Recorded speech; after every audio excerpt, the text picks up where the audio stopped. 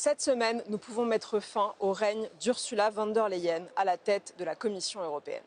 Oui, au Parlement européen, nous venons de déposer une motion de censure contre elle. Nous avions besoin de 72 députés européens pour cela, et figurez-vous que nous ne sommes que 3 Français à avoir signé. Mais heureusement, le nombre de signatures requis a été atteint de justesse. Le vote aura donc lieu jeudi, et désormais, nous devons tout faire pour que la majorité de l'hémicycle vote oui à la censure. Je voterai pour censurer Ursula von der Leyen, car elle représente tout ce que je combats. La technocratie froide, ennemie de la liberté, de la démocratie, de la prospérité, de l'esprit d'initiative. Cette femme donne des leçons d'état de droit au monde entier, pendant qu'elle réalise un véritable coup d'État pour s'arroger chaque jour plus de pouvoir. Elle parle de guerre et de paix à la place des nations. Elle prend des engagements, elle signe des accords, elle négocie des traités, parfois même dans notre dos, comme pour le Mercosur, qui menace nos agriculteurs.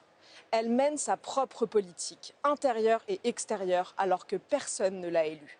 Alors que la Commission européenne ne devrait être qu'un simple secrétariat chargé de faire appliquer les décisions des États membres.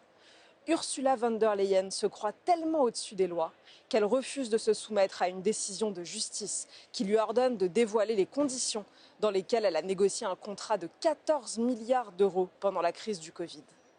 Il est temps de dire stop. Il est temps de dire haut et fort que nous n'acceptons plus ces dérives.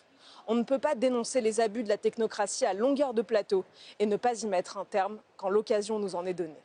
Jeudi sera l'heure de vérité.